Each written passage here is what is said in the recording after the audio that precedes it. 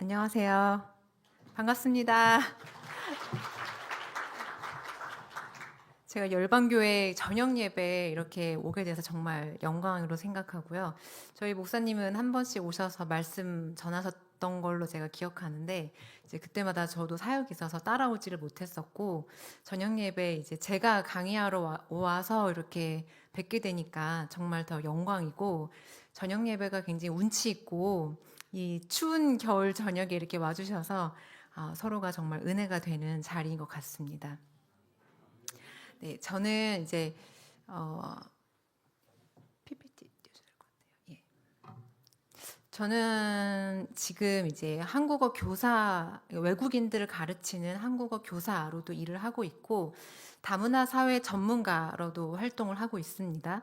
또한 부천의 온드림 교회라고 저희 그 담임 목사님 3호 역할까지 하면서 이렇게 병행하면서 활동을 하고 있는데, 그 세 가지 모두가 저도 각각이 다른 일이라고 생각을 했었었는데, 오랜 시간을 달려오다 보니 하나님이 사역으로서의 최종적인 저한테 그 믿음을 보여주셨고, 비전을 보여주셨고, 우리 교회가 앞으로 나아가야 될 방향에 대해서 제가 어떤 것을 말씀드리고 다녀야 하는지, 비전을 어떤 거를 보여드려야 하는지, 제가 누구한테 들은 것도 아니고, 뭐, 간접적으로 경험한 것이 아니라, 한 8년 이상을 매일같이 제가 눈으로 보고, 귀로 듣고, 느끼고, 경험하고, 깨달은 그런 저의 그 간증과 함께 하는 선교적 대응을 최근 저도 계속해서 하나님의 그 비전을 받고 미래를 함께 그 꿈꾸면서 그렇게 나아가고 있습니다. 제가 평택을 인지하게 된 이제 저희 집이랑 가깝진 않으니까 평택을 인지하게 된 첫 번째 계기는 최시원 목사님께서 이제 개척을 하겠다고 안중에 내려온다고 하셨을 때 이제 그때 처음 평택 이렇게 생각을 했고, 두 번째로는 이제 제가 다문화 사회 전문가 활동을 하면서 경기도가 거론이 되면 늘 세 번째 안으로 거론이 되는 도시가 평택이었어요. 이주민들을 위해서. 네. 저희 그 최지원 목사님하고 저희 목사님하고 이제 신대원 동기셔서 한 20여 년쯤에 총신대에서 같이 동기로서 만나서 공부를 하셨는데, 이제 그때 제가 남편하고 연애를 하고 있었고, 남편은 처음 이제 그 이제 신학의 길을 간다고 하지 않아서 연애를 시작한 거였는데, 네, 도중에 갑자기 신학대학을 간다고 해서 하나님이 나한테 기회를 주셨구나. 헤어질 기회를. 나는 이제 도망가야겠다. 일단 계실 이제 확실한 믿음을 받았죠. 그래서 이제 나는 틈을 벌려서 도망가겠다 했었는데, 틈을 벌려서 좀 헤어질만 하면 제시어 목사님이 차를 태워서 저희 남편을 저희 집 앞에 갖다 놓고 저희가 얘기하는 동안 밖에서 기다리셨어요. 그래서 그 열과 성을 다해서 저를 밀어붙여 주셔서 저희 남편하고 이제 결혼을 하게 됐고, 이제 그렇게 해서 20년이 넘게 이제 흘러왔는데, 최시호 목사님이 굉장히 그 비전을 내다보시는 그 날카로움이 있으세요. 네, 정말 그 어떤 명쾌함이랄까, 그게 있으세요. 무섭도록. 그래서 저희 남편이 이제 길을 못 잡고 있고 그러면 굉장히 조언도 많이 해주셨고, 저희 남편 제가 결혼을 결정을 못 하고 있을 때 최시영 목사님께서 이대호 목사는 잘 될 거다. 분명히 잘 될 거다. 이렇게 말씀해 주셔서 하나님이 목사님을 통해서 말씀해 주시나 보다 해서 믿고 결혼을 했고, 잘 될 거라고 네, 믿어 의심치 않습니다. 저희 목사님. 네. 저한테 이제 그래서 저희 목사님이랑 이제 목사님이 박사학위를 하고 싶다고 해서 제 있는 재산을 다 끌어 모아서 이제 목사님과 함께 유학길을 떠났었고, 그 유학길은 가난하고 외롭고 지쳤었어요. 그리고 왜 제가 여기 와 있는지 남편이야 목표가 있었고, 근데 저는 100일 된 아기를 데리고 돈이 없이 가다 보니까 벌써 공감하시는 분들이 그때 돈이 없어서 경유를 해서 16시간을 가고 막 그랬습니다. 네. 근데 이제 여행하고 사는 건 다르더라고요. 이주민의 삶이라는 게. 주일날 신발을 벗어서 올려놓으면 다음 주 주일날 갈 때까지 신발을 신을 일이 없어요. 돈이 없으니까. 예, 그리고 지금같이 AI 시대여서 제가 어디 가서 금방 AI로 말할 수 있는 게 아니고 사전을 정말 들고 다니면서 찾아가면서 이렇게 말했던 시절이었고 돈이 없으니까 그냥 모든 게 다 무서웠어요. 재미는 당연히 없었고 그냥 아침에 해가 뜨고 막 새가 울면 싫었어요. 아, 오늘은 또 어떻게 버티나.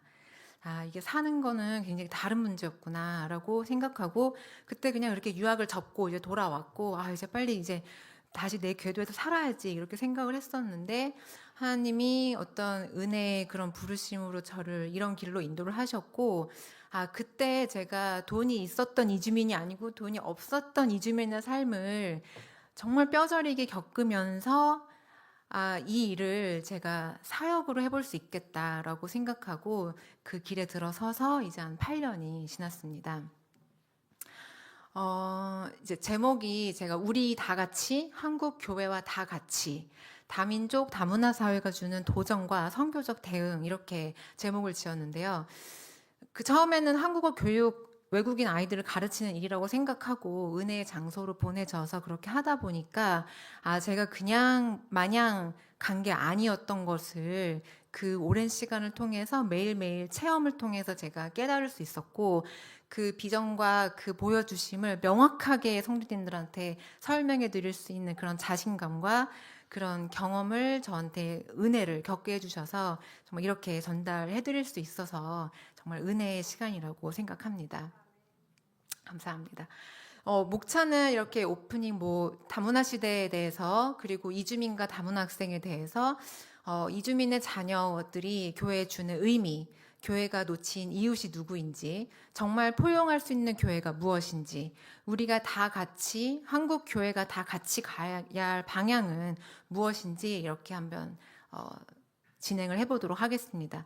사실은 이게 한 3시간 정도 분량인데 함축해서 짧게 전달을 좀 잘 해드리고자 하는데 제 뭐 간증도 있고 찰 한 커트 한 커트가 막 1시간씩 넘어가는 분량도 있습니다. 근데 또 불러주실 거라고 믿고 오늘은 이렇게 이런 세계가 펼쳐지고 있으니 우리가 다 함께 준비를 해 나갑시다라는 정도로 한 마음을 열고 귀를 열고 한번 공감해 주셨으면 좋겠습니다.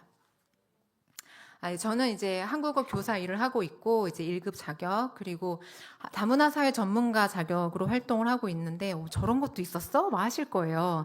근데 지금 굉장히 다문화 사회 전문가가 필요한 그 분야가 많고 뭐 난민 멘토, 난민 심사, 난민 실사관 그리고 지역 사회에서의 어떤 연계, 학교 이런 부분에서 굉장히 폭넓게 활동하고 있고 굉장히 그 지역 주민들과 가깝게 활동할 수 있는 포지션에 있습니다.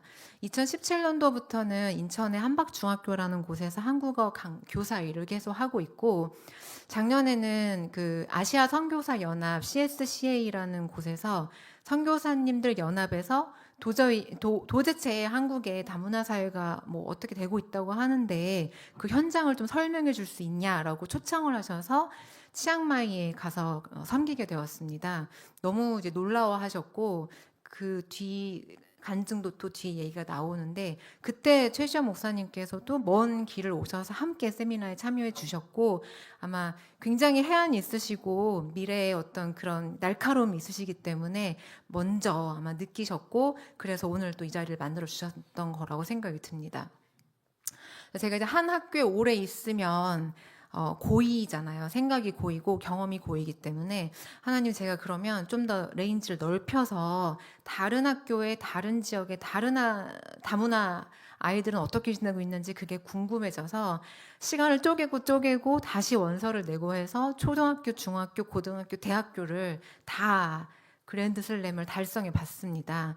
그 경험이 정말 저를 더 풍부하게 했고 그 경험을 하지 않았더라면 큰 걸 놓칠 뻔했다라는 귀한 모든 자리에 주님이 저를 또 보내주셔서 그렇게 이루어낼 수 있었습니다. 어느 날 열방교회 문을 누군가 두드립니다. 누군가가 두드릴 거예요. 문을 열어줘야겠죠. 교회에서 반겨야 할 당연히 응당이 가족들이 오면 반기시잖아요. 네, 새 가족이 방문한 것 같아요. 이제 설레이는 마음으로 새 가족 반 분들이 가셨겠죠, 전도사님하고. 네, 교회 문을 열었는데 좀 낯선 내 가족이 서 있습니다. 네, 우리가 좋아할 만한 뭐 백인의 금발머리 그런 가족이 아니고요. 네, 그 약간 동남아, 중앙아시아, 중동 지역에서 이렇게 오신 것 같은 가족분들이 서 있다고 상상을 해보십시오. 낯선 모습이고 낯선 어떤 의상과 낯선 채취까지 나요. 우리가 좋아하지 않는 그런 채취까지. 왠지 불편한 이주민의 가족이 방문을 했습니다. 심지어 영어권도 아니에요. 영어라고 하면 좀 알아듣기라도 할 텐데 좀 이상한 처음 듣는 말을 사용을 합니다. 근데 들어가도 될까요? 라는 식으로 말을 하는 것 같아요. 이제 그럼 조금 어떤 표정이실 것 같으세요? 아, 빨리 전도사님, 빨리 나가봐요. 나가봐요. 야, 너 영어 잘한다고 하지 않았니? 너. 아, 가봐. 막 이렇게 우왕좌왕 하실 거예요. 그리고 좀 유색 인종이 나타나면 불편한 기색을 감추실 수 없으실 거예요. 근데 이게 남의 얘기가 아닌 게 제가 활동하고 있는 선교 단체에서 곡성에 목회를 하시고 있는 목사님이 있으신데 어느 날 정말 태국 성도님 가족이 방문을 한 거예요. 입교를 하시겠다고. 근데 태국은 95% 불교의 나라거든요. 근데 한국에 이주를 와서 노동을 하시고 이렇게 이사를 하셨는데 가까운 교회가 그 교회여서 다니고 싶다고 방문을 하신 거예요. 근데 목사님이 전교인이 10명인데 4명이 태국 사람이 된 거예요. 한순간에 당황스럽잖아요. 그래서 어떻게 해야겠냐고 하셔서 본인이 솔선수범해서 한국어 교육 자격증을 취득을 하시고 다문화 사회 전문가를 취득을 최근에 이제 한 2, 3년에 걸쳐서 하셨어요. 그리고 태국 분들을 놓고 이제 막 설교를 하시는 거예요. 그래서 태국 같은데 이제 선교실 갔다 오면 그 성도님들을 위해서 막 거기 지역 음식을 사발면 이런 걸 막 사가지고 돌아가시고 그러고 계세요. 이게 지금 남해의 문제가 아닙니다. 네, 조금 지방 쪽에 있는 목사님들은 이제 이주민 선교가 핫 이슈가 됐어요. 그냥 찾아와요. 근데 어떻게 하실 거예요? 어떤 표정을 지으실 겁니까? 네, 좋아요. 네, 네, 어떤 얼굴로 맞이할 수 있을지 한번 생각해 보셔야 될 시점이 왔습니다. 성경 속에 이미 이방인과 나그네와 난민에 대해서 많은 그 장에 기록이 되어 있어요. 대표적인 것은 아브라함이죠. 네. 그리고 야곱과 그의 가족들도 가나안 땅을 기근을 지나서 자연재해예요. 쉽게 얘기하면 자연재해 난민이죠. 그래서 떠나서 떠돌아다니다가 정착하고 보호를 받았어요. 모세 대표적인 정치적 박해를 피해서 도망간 네, 난민이죠. 심지어 예수님의 유년기도 헤롯 왕을 피해서 그렇게 피해서 가서 거류를 했습니다. 성경 속에서도 이런 난민과 이방인과 나그네에 대해서 보호해야 한다는 그런 메시지를 여러 장에 걸쳐서 여러 인물들에 걸쳐서 전달을 하고 있어요. 성경을 제가 이제 여기 열방교회 오기 위해서 조금 더 시간을 들여서 공부를 했는데 성경에서 이주민 노동자 등 이방인들을 환대하는 것을 명시한 장들이 여러 가지가 있었고 3개 정도로 좁혀볼 수 있었어요. 게르, 뭐 환대하는 이방인들, 토샤브, 조건부 환대 이방인들, 그리고 배제하는 이방인들 이라고 이렇게 분류를 할 수 있겠더라고요. 환대하는 이방인들은 이제 전도가 되어서 우리 사회에 전혀 이질감 없이 우리 교회를 다니면서 그렇게 활동할 수 있는 이방인들. 토샤브도 뭐 적대적이진 않지만 하나님 우리 교회의 질서를 흐트러뜨리지 않고 사회를 사회 안에서 잘 적응하는 이방인들. 그리고 좀 배제하는 이방인은 위협적이거나 위험을 줄 수 있는 이방인들로 분류는 했어요. 분류가 되어 있지만 성경에서 이 세 부류를 분류는 했지만 똑같이 이렇게 명시하고 있습니다. 이주민의 생명이 위협받고 한국 사회의 선의로 순응하는 외국인을 마치 이스라엘 백성처럼 보호하고 돌보라고 명령하고 있습니다. 그러니까 그러니까 환대의 기준은 종교, 기독교가 이냐 아니냐 그런 거를 떠나서 그들이 처한 취약성과 그들이 겪은 위협성을 우리가 가엾게 긍휼히 여겨서 돌보아야 한다는 것을 성경에서는 명확하게 명시하고 있습니다. 우리 대한민국은 2023년도부터 뉴스에서 인구가 소멸한다고 하고 있어요. 이대로 가면 정해진 미래는 인구가 재앙일 거다. 작년까지만 해도 인구 재앙이라고 한국 사회에서 합계 출산율은 0.7명으로 집계가 됐었는데 작년 말에 그나마 다행으로 0.8 몇 명 정도로 올라왔다고 하죠. 근데 이렇게 가다 보면 인구 재앙이라고 뉴스, 세계적인 인구 학자까지도 다 우리나라한테 이렇게 얘기하고 있습니다.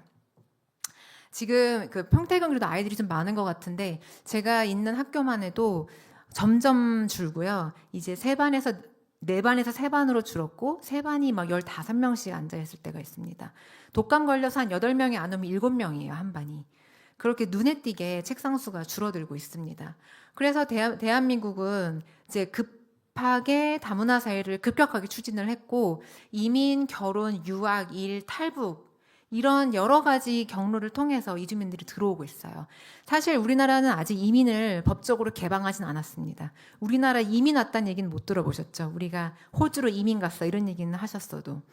네, 이민을 법적으로 개방하진 않았지만 뭐 유학, 뭐 일 이런 걸로 비자를 통해서 지금 유치를 하고 있고 결혼도 20년 전쯤에는 농촌 총각 장가 보낸다 그래서 그런 정책적으로 하긴 했지만 지금은 연애 결혼해서 그렇게 많이 하고 있어요. 자만추로 해서. 저희 아버지 친구의 자제들만 해도 2명이 벌써 러시아 여성과 남아공 여성하고 결혼을 했어요. 네, 그냥 자연스럽게 유학 갔다가 아니면 대학원을 유학 왔다가 그렇게 만났고 유학은 지금 대학은 외국인을 받지 않으면 존폐 위기에 놓여 있는 게 한두 곳이 아닙니다. 모두 국제 입학처가 만들어졌고 한국어로 배우지 않아도 될 정도로 만들어놨어요. 외국인이 오지 않으면 안 되고 신학대학교에서도 이제는 그 외국 학생들이 여기서 안수를 받고 돌아가서 사역을 하는 코스들이 생겨났고 그런 것들을 위해서 많이 기도를 하고 있습니다. 탈북자들도 집계는 되지 않아요. 공식적으로. 왜냐면 극비이기 때문에. 근데 굉장히 방송에도 많이 나오죠. 심심치 않게. 탈북자 방송인들. 학교에서도 굉장히 많이 있습니다. 탈북인들만을 위해서 사역하시는 목회자분들도 많이 계세요. 굉장히 위험한 일이긴 한데 우리가 한번 생각해 봐야 될 점이 난민입니다. 러시아 우크라이나 전쟁 끝나지 않았고 이스라엘 하마스 전쟁, 중동 지역 전쟁은 정말 무섭도록 계속되고 있습니다. 그런데 난민 우리가 인정률은 한국이 3%밖에 되지 않아요. 근데 캐나다나 독일 같은 경우는 난민 인정률이 30%가 넘습니다. 이건 우리가 국제적으로 좀 창피한 수준입니다. 왜냐하면 OECD 경제국가 10위 안에 든다고 하는데 그러면 응당 그거에 대응하는 그 자비를 베풀어야 하거든요. 감당해야 되는 몫이 있어요. 근데 저희는 국민 정서가 아직 열리지 않아서 3%도 안 돼요. 인정률이. 1.8%, 뭐 2.4% 이 정도 됩니다. 굉장히 국제적으로 문제고 우리가 아무리 받고 싶지 않다고 난리를 쳐도 정치적인 어떤 그 교류가 있기 때문에 끝까지 못한다고 할 수가 없어요. 이제 러시아 우크라이나 전쟁 끝나면 아마 저쪽에서 있는 고려인들이 또 대거 난민으로 한국으로 올 수도 있습니다. 그래서 지금 한국 사회는 제4차 외국인 정책 기본 계획을 발표를 했고 역대 사상 최대 273만 명이 지금 한국에 거류를 하고 있습니다. 재외동포청 인천에 만들어졌죠. 이민청이 지금 평택, 안산, 인천이 경합을 벌이고 있다라는 얘기가 있어요. 아마도 재외동포청이 있기 때문에 인천으로 오지 않겠느냐 그런 얘기가 있는데 이제 정말 국가에서 계속 추진을 하고 있고 공익 광고 속에서 다문화 사회가 많이 언급된 거 심심치 않게 보셨을 거예요. 같이 농구를 하는 17세 모히브 친구, 뭐 승원이, 부지런한 K 사장님 로빈, 뭐 국적을 주겠다면 군대를 가겠다라는 조나단까지 있어요.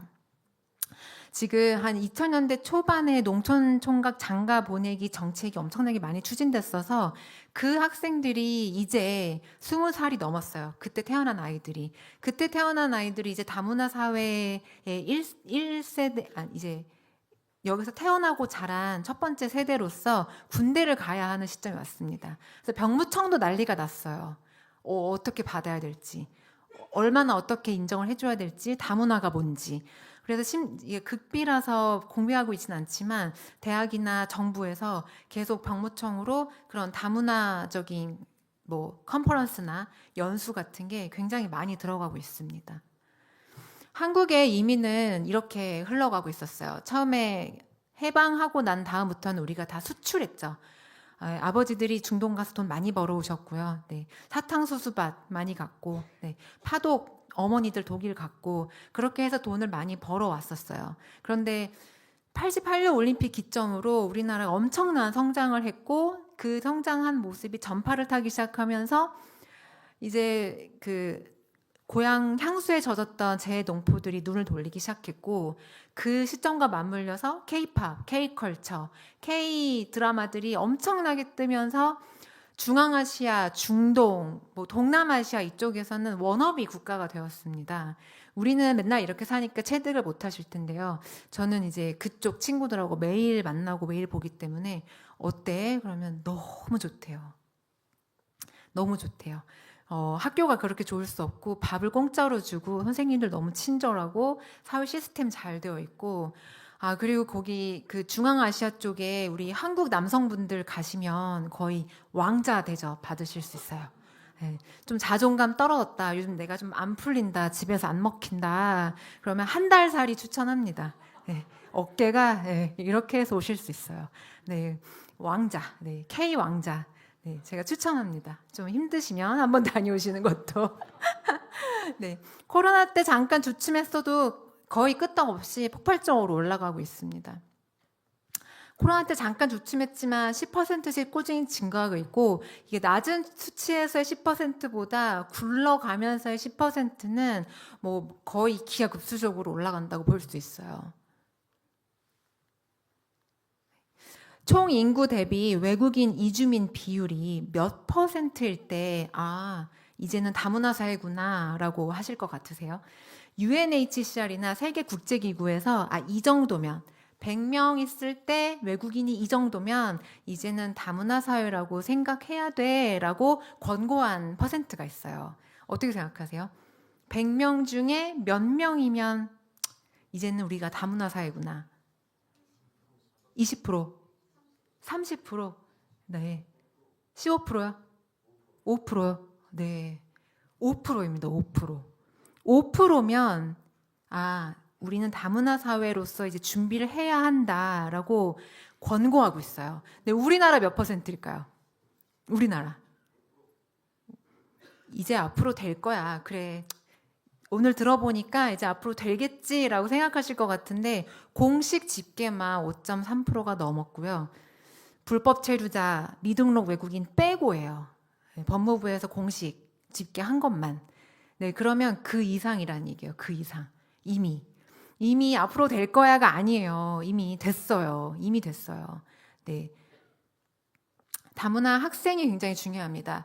왜 그러냐면 부모 세대들은 명확한 이주의 목적이 있어요. 결혼, 유학, 돈, 뭔가가 있어요. 그래서 굉장히 흔들리지 않는데 다문화 학생들은 거의 다 부모님을 따라 들어온 경우예요. 혼자 내가 뭘 할 거야라고 들어온 경우가 없어요. 네, 그런데 여기서 부모님보다도 학생의 주목을 많이 해주셨으면 좋겠어요.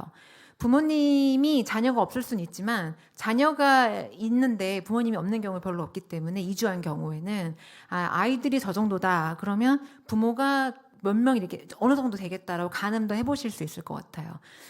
대한민국 출생률이 줄고 있어서 매년 10%씩 꾸준히 줄고 있습니다. 그리고 다문화 학생들은 작년 이제 20만 명 돌파했어요.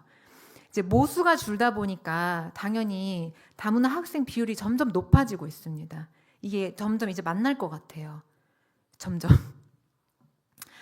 전국 전체 다문화 대비 학생 비율인데요. 이제 전체 숫자가 이제 3.48% 정도 되고 2024년에 제가 통계를 한번 확인했을 때는 이 지방 쪽은 저렇게 빨간색은 아니었어요. 군데군데만 빨간색이었고 전체적으로는 아니었는데 이제 세종 이하는 전부 다 빨간색이 들어왔더라고요. 저기는 대학부터 초중고가 다 난리예요. 네, 다 난리고 제가 이제 근무하는 인천 지역이 수도권에서 좀 높고 이제 경기도를 제가 한번 여기 오기 위해서 경기도만 한번 봐야겠다 싶어 찾아봤어요. 통계를. 막 계산을 해봤더니 우리 평택시가 한 6위 정도 되더라고요. 근데 숫자가 안산 빼고는 또 비등비등해요. 거기서 비등비등. 아, 그럼 비율이 어떻게 될까? 비율을 계산을 다 해봤어요. 근데 평택이 세상에 평균 이상이에요. 평균 이상. 네, 웬만한 지방 도심만큼 4%가 넘더라고요. 비율로 따지면. 그러니까 그런 핫플레이스에 여러분들께서 거주하고 계신 거예요. 나는 못 봤는데 관심이 없어서 안 보이셨던 거예요. 네, 다 있어요. 네. 자, 우리가 이런 핫플레이스에 살고 있다는 거. 다문화 학생들은 이제 여러 가지로 이제 각 부처에서 정의를 하고 있는데 요즘은 이제 다문화라는 게 좀 차별을 조장한다고 해서 이주 배경이라는 말로도 많이 쓰고 있습니다. 부모와 함께 이주를 한 배경을 가지고 있는 학생들이라는 얘기고 뭐 결혼으로 온 경우도 있고 난민을 신청한 경우도 있고 탈북자 가정도 있고 이렇게 여러 가지 경우로 들어오고 있는데 왜 우리 교회가 주목해야 하는지 이주민과 이주민의 자녀들을 왜 주목해야 하는지 제가 3가지 정도로 한번 압축을 해봤습니다. 선교의 기회가 확대되고 있어요. 저는 좀 부끄럽게도 선교는 내가 지금 목사님 아내로서 활동하는 것도 살짝 버거운데 내가 어딜 가서 선교할 감은 아니다. 선교는 저는 아예 거리가 멀다고 생각했어요. 그리고 아직 내가 그럴 그릇이 아니다라고 생각했는데 선교의 대상들이 제 눈앞에 있는 거예요. 제가 이제 안 가도 돼요. 부담 가지고 막 그걸 위해서 몇 년 동안 기도하면서 가서 막 내 거 다 기반 정리해서 가서 나도 적응하면서 선교하면서 그렇게 어렵게 하지 않아도 되는 내 눈앞으로 선교 대상들이 오고 있었다는 거예요. 저도 그걸 깨달은 지가 3, 4년밖에 되지 않았어요. 또 뒤에 또 간증이 있는데 이제 또 설명을 드릴게요. 선교의 경계가 사라졌고 한국 유일한 한국에서만 이제 외국으로 보내는 선교가 아니라 국내에서도 얼마든지 이주민들에 대해서 선교를 할 수가 있습니다. 그리고 세대적 책임의 인식이 우리 교회가 꼭 짊어져야 해요. 1.5세, 그러니까 외국인을 따라온 부모님을 따라온 1.5세 여기에서 태어난 2세 학생들이 우리 손으로 양육할 수 있는 첫 세대입니다. 그 첫 세대 신앙이 얼마나 영향이 크신지 다 아시죠? 믿음의 첫 세대가 얼마나 중요한지. 그 세대를 우리가 양육할 수 있는 중요한 순간들에 우리가 서 있다는 겁니다. 그것을 우리 교회가 해내야 하고요. 3번째로 가장 중요한 거는 영적 그런 공백이 커졌어요. 이주민이 들어오면서 타 종교와 이단으로부터의 영적 보호가 필요한 시점이 되었습니다. 이슬람교 믿는 사람들, 무슬림이 엄청나게 많이 들어왔고요. 또 아무것도 없는 무종교 사람들을 이단들이 먼저 선점하기 시작했어요. 우리가 굉장히 한 발 늦잖아요. 엄청나게 발빠르게 먼저 시작했고 제가 평택에 그러면 어느 종교의 사람들이 많이 있을까 또 조사를 했는데 또 세상에나 평택에 무슬림 인구가 이렇게 많다는 논문이 있더라고요. 네. 지금 뭐 안산, 화성, 인천 그 다음이 평택이에요. 20%가 넘는. 네. 못 보셨을 수 있는데 저는 이제 익숙해요. 히잡을 쓴 여성들과 네. 금요일에 기도하러 가는 이슬람 사람들, 네, 이슬람 학생들이 많이 있거든요. 평택이 이런 중요한 지금 위치에 있는 우리 교회가 열방교회가 그런 중요한 위치와 시간 속에 있습니다.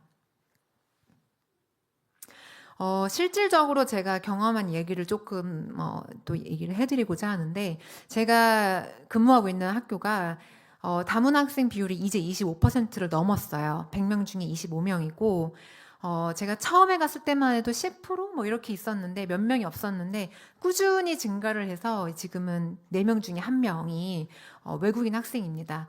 저렇게 함박로라고 길이 있고요. 고려인 아시죠? 그 고려인들이 집단적으로 거주를 하는 곳이고 그 함박로 끝자락에 저희 학교가 있고, 그러니까 하나님이 저는 처음에 그냥 너무 학교에서 일할 수 있어서 너무 감사합니다라고만 생각을 했는데 저를 거기로 보내신 이유를 매년 매일매일 매달 보여주셨어요. 거기와 맞물린 무슬림 인구가 집단적으로 살고 있는 곳이었어요. 그래서 한 53명쯤 되는 이주민 학생들이 있는데 17개국이 있어요. 17개국. 그러니까 1명, 3명, 2명, 4명 막 이래요. 수단 사람 보신 적 있으세요? 리비아 사람, 요르단, 나이지리아. 저는 매일 봐요. 매일 보고 매일 올림픽 보는 것 같은 그런 정도의 다양한 인종과 다양한 언어와, 그러니까 한 명 통역사를 구하고 싶어도 의미가 없어요. 뭐 러시아 사람 1명 구하면 뭐예요? 캄보디아, 베트남, 요르단 애들은 어떻게 해요? 의미가 없어요. 그냥 다 몸으로 부딪혀서 통역사 없어요. 통역사 없고 출석부를 보시면 노란불이 지금 외국인 아이들이에요. 저게 4반일 때는 그래도 노란불이 좀 적었는데 3반으로 줄이고 나니까 한 20명 중에 7, 8명, 10명까지가 외국인이에요. 그러니까 굉장히 어려운 환경에 처한 거죠, 학교가. 네. 그래서 통역사 없어요. 통역사 없고 그냥 정말 애들끼리도 말 안 통해요. 어떤 애는 아랍어, 어떤 애는 캄보디아어, 뭐 어떤 애는 뭐 러시아어, 막 이렇게 자기들끼리 막 대화도 안 되고 AI를 썼다가 손으로 발로 했다가, 그래서 저도 활동을 많이 시켜요. 이거를 하나로 만드는, 말을 못해도 하나로 할 수 있는 활동은 음악을 하거나 미술을 하거나 만들거나 하면서 연합해가는 그런 사역이 필요하겠다 싶어서 저런 활동들을 많이 하면서, 이 사진 한 장에 7명이면 7개 나라예요. 저까지. 네. 세계적인 국제학교에서 제가 이렇게 있습니다. 그런데 제가 이제 여기 보면 히잡 쓴 여학생도 있고 이게 보이실 거예요. 이슬람 학교 아이들을 굉장히 많이 만났어요. 많이 만났고, 그러면서 선교의 어떤 메시지를 내가 아이들한테 전해야 되겠고, 내가 이주민으로서의 어려웠던 그 경험과 그 생각과 그때 체험이 이 아이들한테 무슨 마음이 필요할까, 무슨 얘기가 필요할까, 그런 일들을 매일매일 고민을 했습니다. 근데 어느 날 한 아이가 칠판을 지어주는데 등에 하나님은 사랑이시라라는 티를 입고 온 거예요. 그래서 누구야? 이리 와봐. 이거 어디에서 났어? 티? 그랬더니 교회 이렇게 얘기를 해요. 그래서 교회에서 받았어? 그랬더니 숭이 교회였어요. 숭이 감리교회. 그래? 그래서 이제 찾아봤더니 2,000명이 총성도인데 700명이 러시아어권 학생 이주민들이 모이는 거예요. 벌써 700명이. 그래서 이제 찾아봤어요. 주보랑 홈페이지를. 그랬더니 러시아어 예배가 따로 이제 개설이 됐고, 애들한테 물어봤어요. 그러면 목사님이 몇 분이셔? 그랬더니 설교를 러시아어로 하시고, 구역이 나눠져 있어서 청년부 목사님들이 막 신방도 오시고 전화도 주시고 뭐 기도도 해주시고 다 그렇게 똑같이 운영을 한다는 거예요. 그리고 토요일 날은 아침부터 밤까지 계속 한국어 교육 봉사가 돌아가고, 어려운 일 있으면 상담받고 멘토들이 도와주고 이런 일들을 하고 있다는 거예요. 벌써. 그래서 그때 벌써 이렇게 이주민 사역이 시작이 됐구나, 내가 이걸 좀 연결을 못 시키고 있었구나, 아둔했구나라는 것을 되게 반성을 하면서 이제 마음에 좀 제가 싹트기 시작했어요. 이주민 선교가 시작되었구나. 안산 동산교회만 해도 들어가서 보면 주보나 홈페이지에 외국인 선교팀이 따로 있고 해외 선교팀도 물론 있어요. 근데 그 이주민 선교를 활발하게 이미 하고 있는 거죠. 거점 지역에서는. 안산 이주민센터 다문화교회에서는 아예 이주민들과 함께 목사님이 사역을 하시고, 얼마 전에는 2025년 10월이었는지는 그때쯤에 이주민 선교 컨퍼런스라고 해서 이미 많은 목회자분들이 고민이 많으신 거예요. 이주민 선교를 어떻게 해야 할지. 벌써 선교 컨퍼런스가 열렸어요. 그랬다는 거는 지방, 아까 그 빨간불이 많이 켜진 그런 소도시, 중소도시에서들은 정말 이제는 이주민들이 들어오셔서 예배드리고 싶어라고 말을 한다는 거예요. 근데 이제 담임 목사님만 반기실 건가요? 교회는 성도님들이세요. 성도님들이 곧 교회시기 때문에 성도님들이 미리 준비되어 있으셔야 돼요. 당황하고 무슨 냄새야? 약간 이런 얼굴 하시고 하면 그걸 성경에서 명시되어 있는 이방인을 위한, 나그네를 위한 그런 사역을 우리가 예수님의 제자로서 정말 펼칠 수가 없습니다. 제가 작년에 CSJ 그 치앙마이에 가서 말씀을 이제 국내에 어떤 비전을 선포해드리고 그 설명을 해드리려고 원고를 다 짜고 준비를 다 했는데 사실은 한 20% 자신이 없는 부분이 있었어요. 명확하게 제 눈으로 보지 못한 부분이 있었어요. 좀 걱정이 됐어요. 제가 감히 선교사님들 앞에서 설명을 좀 해야 되는데 하나님 5% 자신이 없다. 과연 어떻게 되고 있는 건지, 정말 그런 일이 일어나고 있는 건지 좀 자신이 없어요. 하나님. 계속 기도를 했어요. 그런데 떠나기 전, 한 달 전에 이미 원고도 다 보냈고요. 이미 제 발표문도 거의 다 피팅이 되어 있는 상태였는데 어느 날 발레리아라는 학생이 전학을 옵니다. 근데 뭐 매달 오기도 하고 막 일주일에 2명 오기도 하고 해서 별로 흔한 일이에요. 별 중요한 일이 아니에요. 또 왔나 보다 했어요. 그래서 전화가 와서 이제 교무실에 갔는데 그날 보통은 부모님이 뭐 말이 되든 안 되든 좀 한국말 잘하시는 부모님 친구 이렇게 해서 보통 그렇게 옵니다. 근데 그날은 목사님이 동행을 하셨어요. 목사님이 동행을 하셨고 통역을 해주시면서 제가 이 아이 담임 목사님인데 무슨 일이 있으면 엄마가 한국말 잘 못하시니까 저한테 연락을 하시면 제가 엄마한테 전달을 해드리겠습니다 라고 명함을 주셨어요. 그래서 어머 정말 이렇게 지역에서 목회를 하시고 아이를 여기까지 데려오시는 것까지 하시고 계시구나 싶어서 목사님 러시아어가 유창하시던데 어떻게 공부를 따로 하셨어요? 그랬더니 카자흐스탄에서 20년간 선교를 하셨고 국내 선교장이 더 커지고 있다라는 걸 이미 깨달으셔서 귀국을 하셔서 고려인 밀집 지역에서 이제 목회 활동을 시작을 하신 거예요. 네, 이제 러시아어가 잘 되시니까 좀 더 빠른 포교 활동을 하실 수 있으셨겠죠. 그래서 그 아이가 그분도 이제 이주민으로 살았기 때문에 뭐가 어려웠는지 분명히 필부로 아셨을 거예요. 그래서 그 아이를 직접 데리고 오셔서 그렇게 어떤 학교에 어려움이 있으면 나한테 연락을 하면 전달을 하겠다. 이런 식으로 그런 사역을 하시더라고요. 제가 그 장면과 그 날 일을 겪고 나서 제 마음에 선교의 경계가 더욱 더 사라졌습니다. 오히려 진짜 우리 여기가 열리고 있구나. 우리가 한 발 늦었을 수도 있겠구나. 우리가 진짜 더 마음으로 빨리 준비를 해야겠구나라고 마음을 먹고 그 확신을 가지고 이제 태국에 가서 선교사님들에게 이 에피소드까지 다 보태서 전달을 해드릴 수 있었습니다. 다음 세대를 위한 우리들의 큰 책임이 있어요. 아까 말씀드렸듯이 이주민의 자녀 1.5세나 2세들이 주는 큰 의미가 있습니다. 우리 한국 교회가 양육할 수 있는 믿음의 1세대예요. 그 부모님들은 아까 말씀드렸듯 그 어떤 확실한 이주의 목적이 있었기 때문에 흔들리지도 않고 한국 사회가 양육한 사람들이 아니에요. 그분들은. 그리고 그분들의 이주민 자녀들은 여기서 자라고 태어나면서 굉장히 어려움도 많았었고 한국 학교나 사회에서 자라면서 굉장히 문화적 충돌도 컸을 것임을 예상하는 세대들입니다. 그 믿음의 1세대를 우리가 반드시 지금 키워내야 하는 중요한 골든타임에 서 있어요. 제가 아이들을 사랑으로 대하죠. 너무 깊은 사랑으로 대해요. 근데 정말 많이 혼도 냈어요. 근데 말도 잘 못 알아듣는데 제가 막 혼을 내도 아이들이 알더라고요. 자기를 예뻐해서 혼낸다는 것을.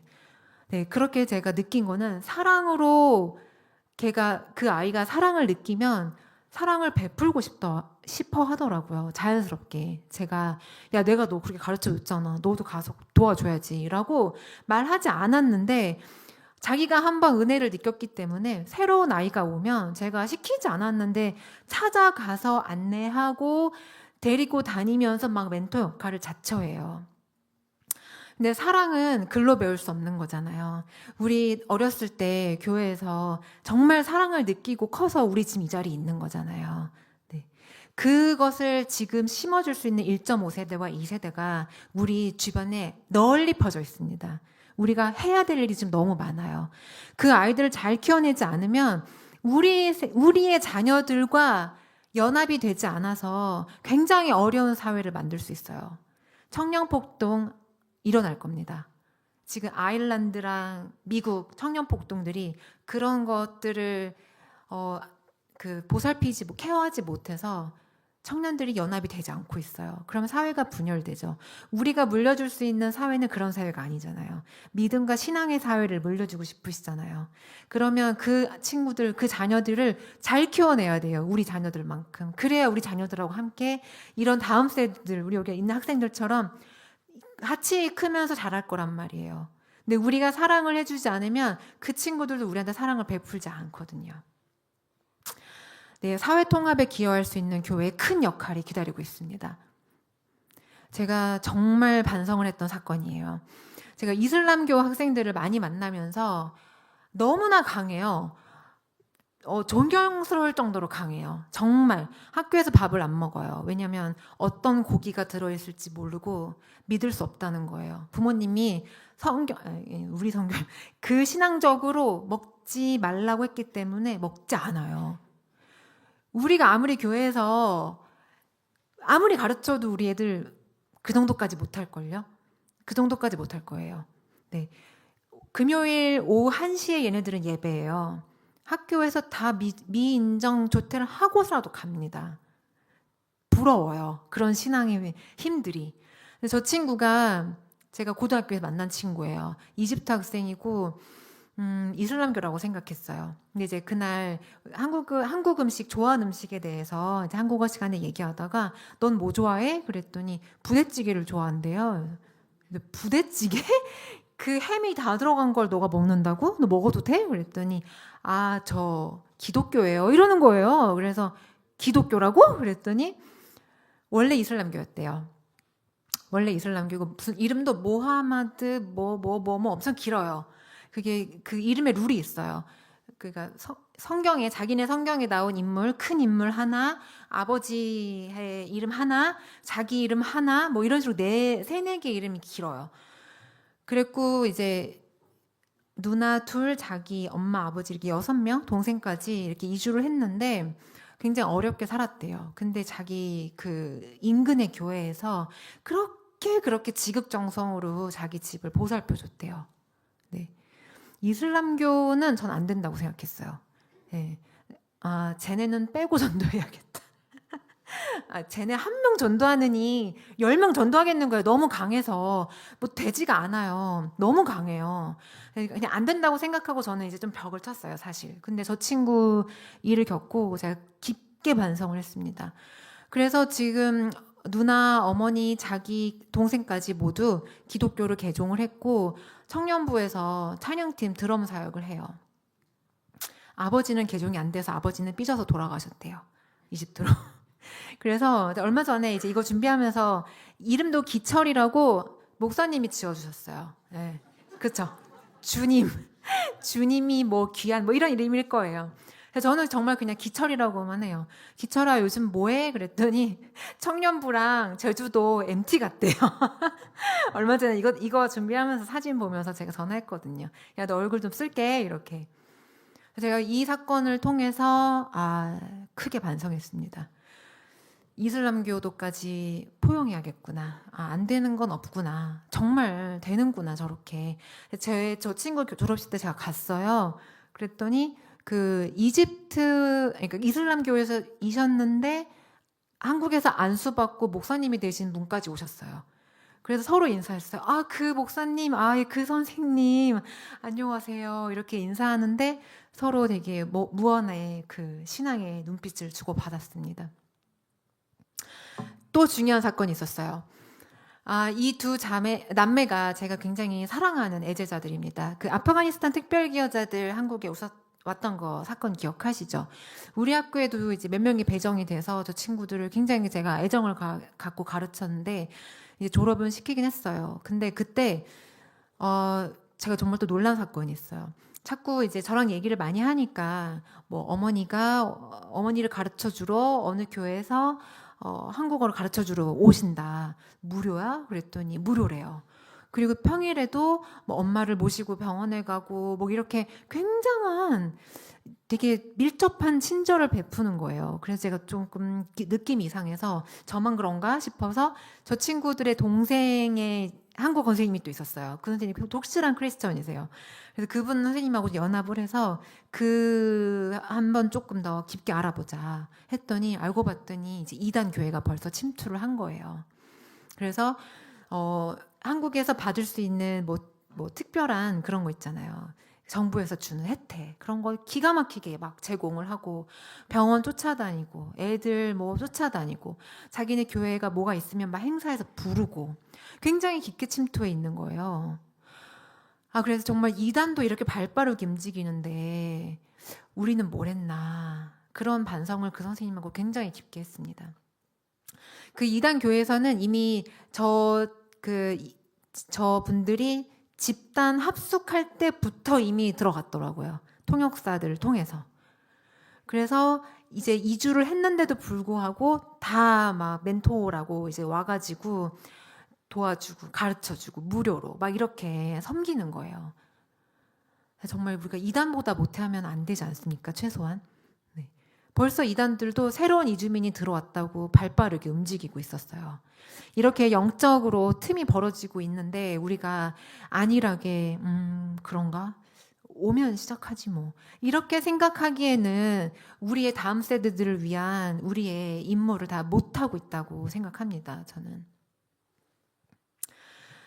다 가치를 위한 노력은 현실적으로 우리 국내 다문화 선교가 필요한 시점이 되었습니다. 국내 체류 외국인이 270만 명을 넘었고 다문화 학생이 20만 명을 넘었고 경기도 비율 우리 2위예요. 2위.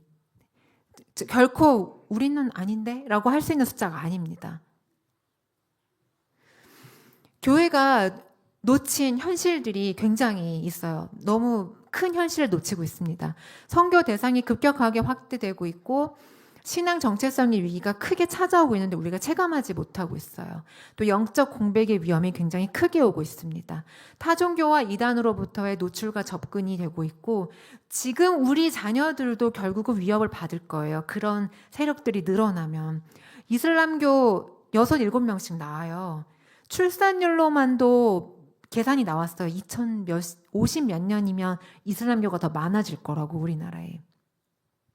지금 우리가 잘 해놓지 않으면 우리 다음 세대가 위험하다니까요. 네. 우리가 놓친 현실이 무엇인지 한번 깊게 생각해 보셔야 될 타이밍입니다. 위기가 오면 기회가 있죠. 교회가 새로운 역할을 맞이할 때가 왔습니다. 첫 신앙 세대를 양육할 수 있는 기회가 왔고요. 한국 교회가 양육하는 첫 세대들이 이제 목사가 되고 전도사가 되고 찬양 사역자가 될 거예요. 피아워십 아시죠? 유명한 피아워십. 첫 번째 피아노 반주자가 인도네시아 청년이었어요. 피아노 전공하지 않았어요. 공대 다녔대요. 유학생이었는데 그 친구가 처음에 그 유튜브 찍고 했을 때 피아노로 섬겼습니다. 이제 그런 일들이 자연스러워질 거예요. 그리고 저는 좀 요즘 매너리즘을 느낍니다. 우리 다음 세대부 예쁘긴 하지만 이제 우리나라 사람들 못 먹어본 거 없고 안 가본 거 없고 안 해본 거 없고 어떤 좋은 것을 줄 테니 교회에 와라고 해도 모두가 시큰둥해요. 굉장히 매너리즘 느끼지 않으세요? 네.